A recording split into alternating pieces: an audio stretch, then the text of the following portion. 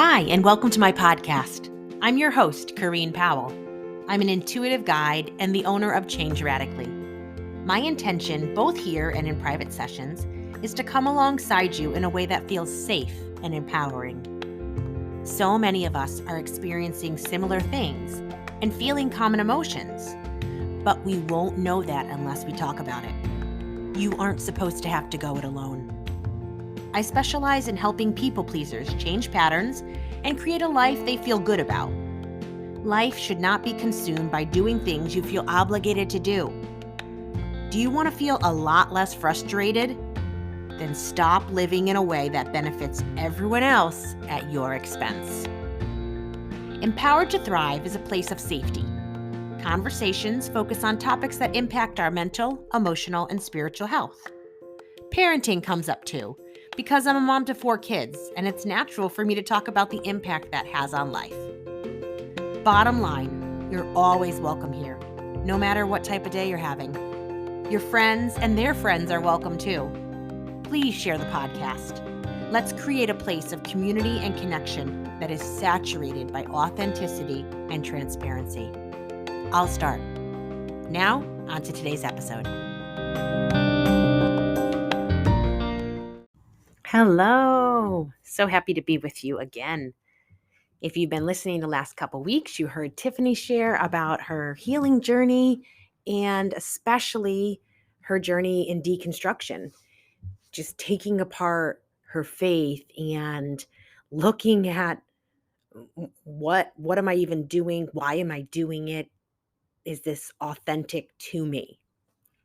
And today we're going to continue on that topic. I'm going to share a little bit about my own deconstruction.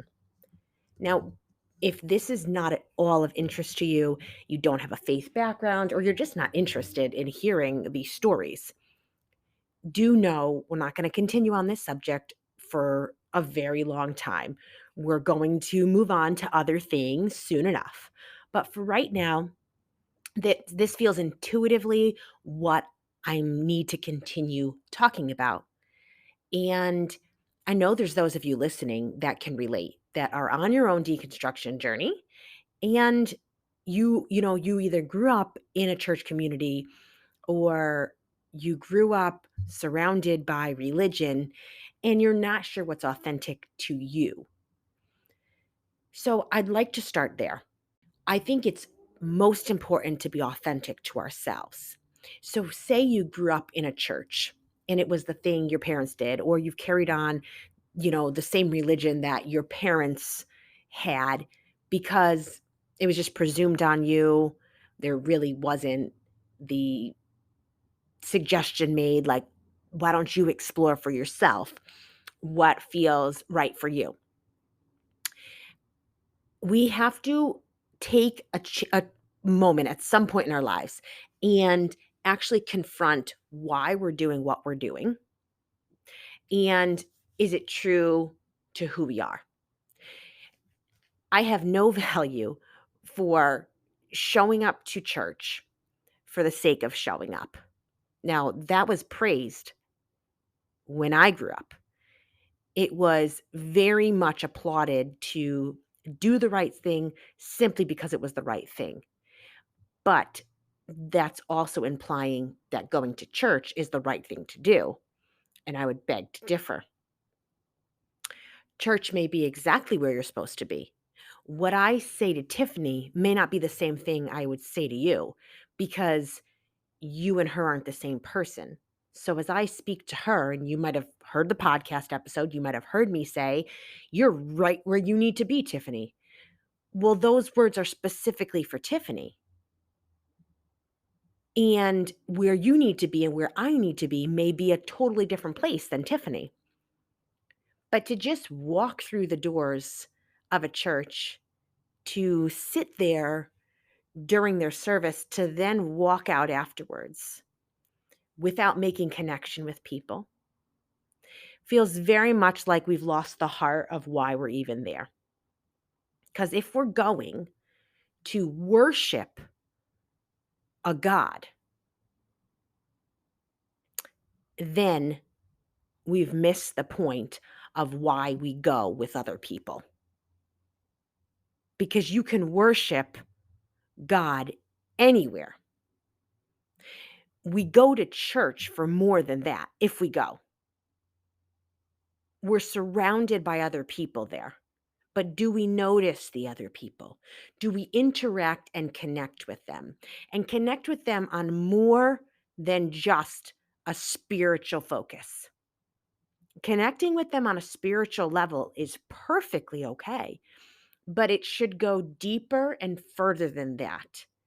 In general, community and connection comes from knowing each other well, from being a safe place that somebody can share, where we listen, where we're authentic and we share vulnerably, and it's a give and a take. We're there for the other person to offer our support in moments when they need it. They're there for us to offer support in moments when we need it. And it can be very easy in the religious world to just do the religious duty simply to check it off the list, or to be able to have some sort of feeling within that says, I was pleasing to God. I did what I needed to do to be in right standing. And I'm using some of these words and some of these terms because it's what we're taught in those circles. I grew up in the church. I was raised in a Christian family. I went to an evangelical church. I know for 1,000% that who I authentically am was suppressed within the faith community I was a part of when I was a child. I would still be in that faith community if it weren't for, one, the healing journey that I've been on, and the man that I married. Because Evan is very much a person who says, you need to be yourself. You need to be your authentic self. And even at times when it may have been embarrassing to him, how I would show up, how I would demonstrate and express myself. Because Evan came from a quieter family. I came from a louder family. And I know those of you like who came from a quieter home versus a loud home can can catch what I'm saying even through that. So, but he's always encouraged me to still be me. And I can tell you I needed that in moments when I felt what I needed to do, but it was so scary and it was breaking through so many layers of trauma that I couldn't get myself to do it on my own. But having his support, I was able to do it. And here's the significance of that. Even if you're not married or in a relationship with someone who can offer what Evan offers to me, you can find someone to support you, to champion you, to cheer you on as you're on your own healing journey, as you're looking at the mindsets and the underlying beliefs, the reasons why you do what you do, why you think the way you think. As you're exploring those things, it's the only way to be able to come out of your trauma. You have to be able to say, I'm willing to get curious about it. I'm willing to look at my past in order to come out of it. And on that note, in church settings, it's often talked about where, well, we don't want to look in the rearview mirror. We don't want to look at the past. The past is behind us. It's under the blood. It's forgiven. It's the past. And I cringe at that because I understand the heart of it. Okay, to get stuck in the past and to become hopeless there, or to simply feel shame or regret or feel as if we're a victim and can never move past it, or God hasn't forgiven us, is pointless. But we do need to look at the past. And I don't mean to say those emotions or feelings are pointless, because they're actually there for a reason. They're based off of a belief system that we have. And it is important to uncover and understand, oh, what do I really believe? Do I believe that, you know, I am a victim, that I am powerless to my past experiences, the family I was born into, the things that happened to me? Or do I believe that I am empowered and there is a way out for me, that no matter if someone else changes, I can still choose that I want to enjoy the life I'm living, that what happened to me does not forever have to hold me back. And that's why we have to look at the past in order to heal and move forward, because the past gives us a lot of understanding as to why we show up and why we are in the present. We are all affected by our past.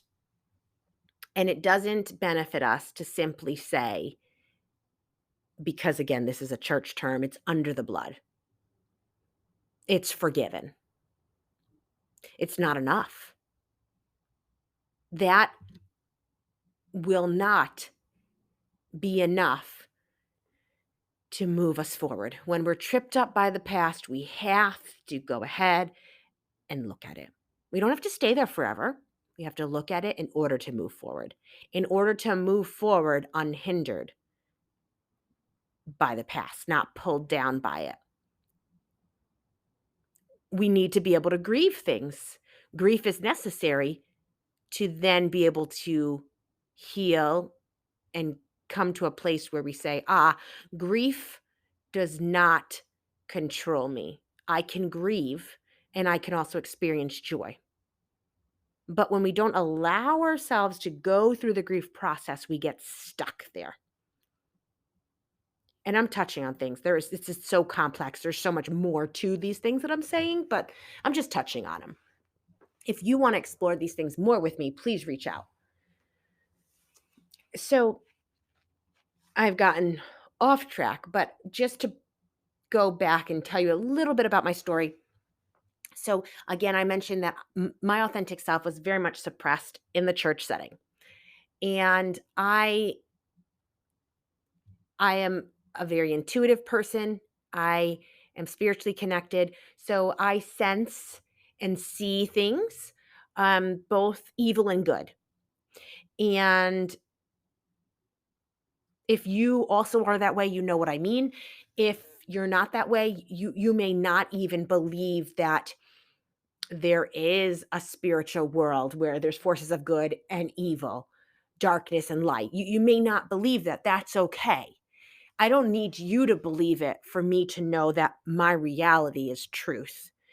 And these were things that I was actually experiencing since I was a little girl. But there was no voice given to what I was experiencing. There was no validation for what I was experiencing. So now as a grown up, I know, okay, this was real even back then.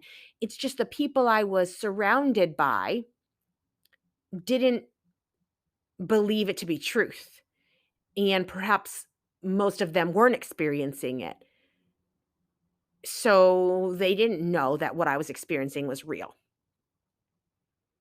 So I believe someone when they say they see things or they sense things or they feel things or whatever the case might be. I know that is very real, that there are powers that be that may not be seen by this natural eye, but sometimes they are. But that doesn't make them any less real. So I personally wouldn't be able to leave my spiritual beliefs. They have morphed and changed over time, but there's a part of me that is very spiritually alive, and I can't minimize that. So I personally still go to church. I don't agree with everything that's taught. I don't go religiously. I don't go every week because that's the thing to do. That's what I used to do. But I do enjoy some of the components that are offered in a church setting. And especially when it comes to freedom of worship. And what I mean by that is expressing myself in the way that I feel aligns for me with my higher source. And that's going to look different for each of us. But I think it is important that church be a place where people can actually express themselves and their relationship with their higher source, that it wouldn't just be certain elect leaders who get to freely express themselves. So there is so much to that. When I say I still go to church, and even, that I want to go to church the times I go, there's so much more I could say about that, because I don't know what church is to each of you. And there would be a lot of church settings that I wouldn't want to go to. So I kind of say that loosely. I'm not worried if you misunderstand me. It would make sense to me that without clarification, there's going to be things you misunderstand by what I'm saying. And I'm not trying to be vague in what I say. I just think it's easier to have this type of conversation when you can be in person, going back and forth, chatting about it. And maybe we can do that. Maybe that's something that, would be of interest to you and helpful to you. And if that is, then just reach out and let me know. I especially would be interested in doing it if you're in your own deconstruction and if I can be of support to you. So, growing up, initially I was doing things because it was what my family expected. I was following along with their religious views because it's all I knew. And then I came to a place where spiritual things became extremely real to me. Like I said, they always were, but I didn't give them a lot of place. So I would say I didn't cultivate those gifts. And then all of a sudden, during a really tough time in my teenage years, my parents were going through a divorce. Life at home had always been a challenge and dysfunctional, but it was heightened. And spiritual things just really, really, really became real. And I couldn't deny it. I couldn't deny the presence of something good very alive in my life. And so that's what started me on another path. And I felt very misunderstood in the church community I was a part of.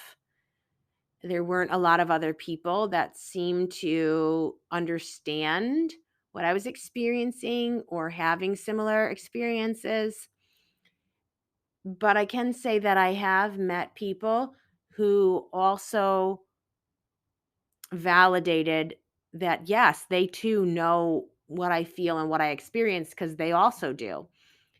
And I don't need their validation to know what I experience is real, but it is really nice to know when you're not the only one. And so if I go to church, when I go to church, I want to show up as my authentic self. Sometimes that means I take my shoes off and I walk around without my shoes on. If you know me, you know I'd rather be shoeless, whether that's barefoot or with socks. I'd rather be shoeless. Sometimes it's going to look like me sitting on the floor because my most comfortable spot to sit is on the floor. In fact, I'm sitting right now on the floor while I'm recording this podcast episode. I just realized that. Sitting on the floor barefoot. And my little girl is just waking up. So if you start to hear her, well, that's baby Brielle. Um, so so showing up now looks different than it did years ago. And part of the reason I show up differently is actually because a friend of mine years and years ago said, "You are different at church than outside of church." Because we used to hang out outside of church. And I didn't know exactly what she meant, so I asked her for more clarification.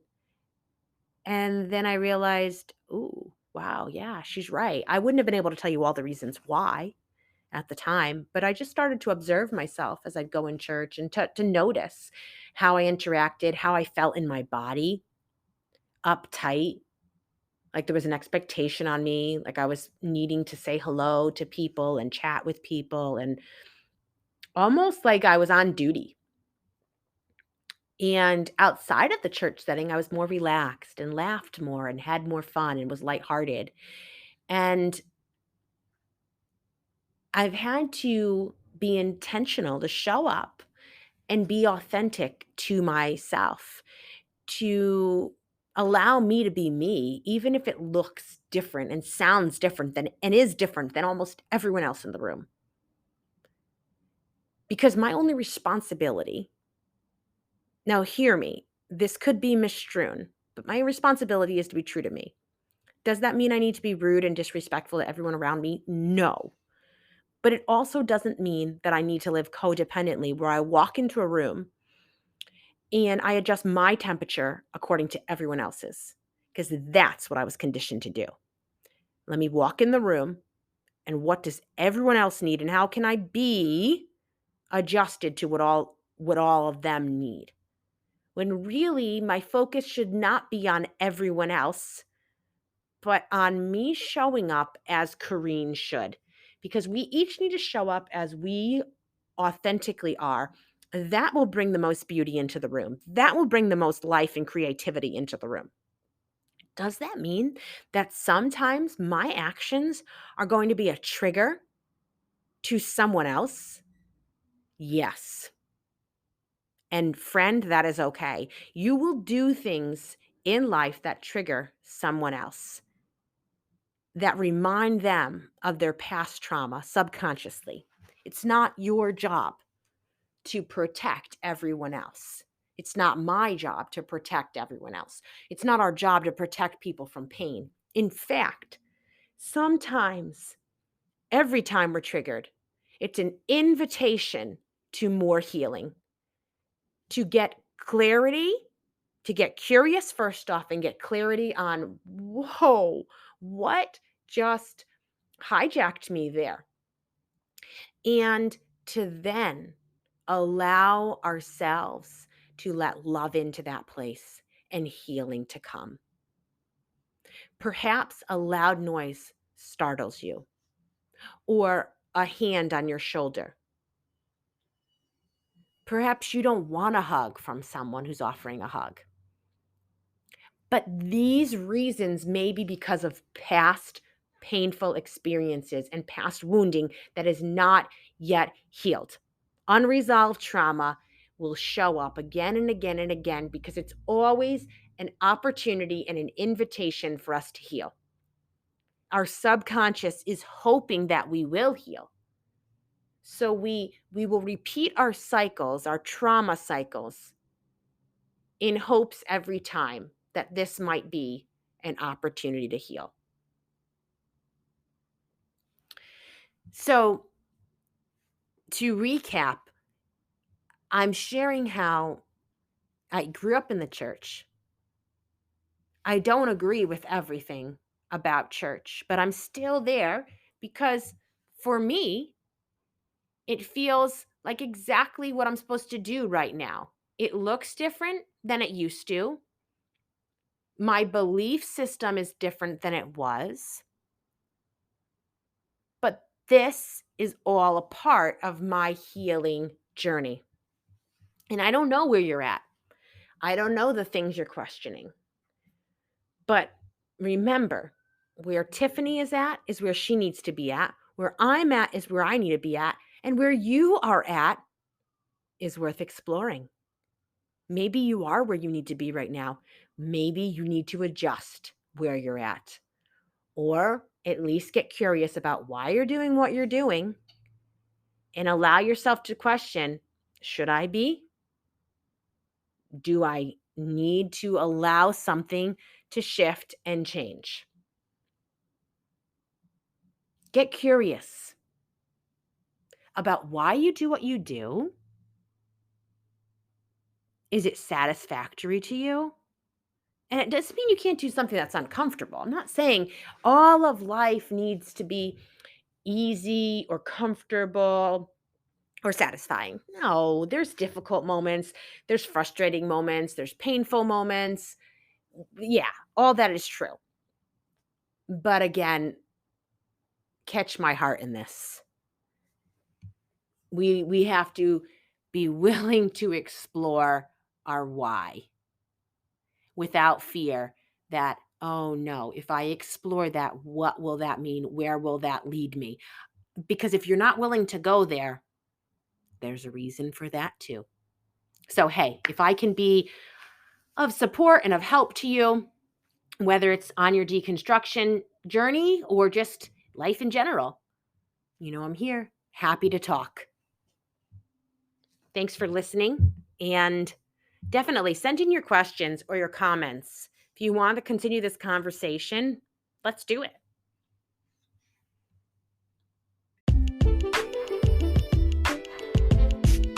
We've come to the end.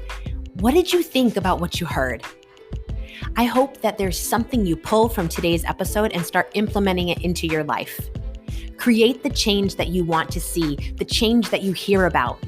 You have the opportunity to transform your life, and I'm ready to link arms with you and to help and guide you to the life that you want to live. If you resonated with what you heard today and it touched you, would you share it with your friends? Would you also go ahead and rate my podcast and write a written review? It would mean so much to me. I hope that we'll connect, whether it's for a session or just to connect because I enjoy meeting new people. You can find me on Instagram, Kareen_Change Radically, or on Facebook, Change Radically. You can also always email me, Kareen@changeradically.com. If you have thoughts, questions, or anything that you just want to talk about, send me an email. I hope that you have a wonderful week. But no matter what your week is like, in the moments that are quiet, maybe it's when you pillow your head at night, or when you're driving in the car or taking a walk, or maybe it's going to be in the midst of the chaos with your children or the craziness of work. I hope that you'll remember how significant you are, that there is meaning and value to your life, and that I, for one, am so glad that you're alive. Catch you again next week.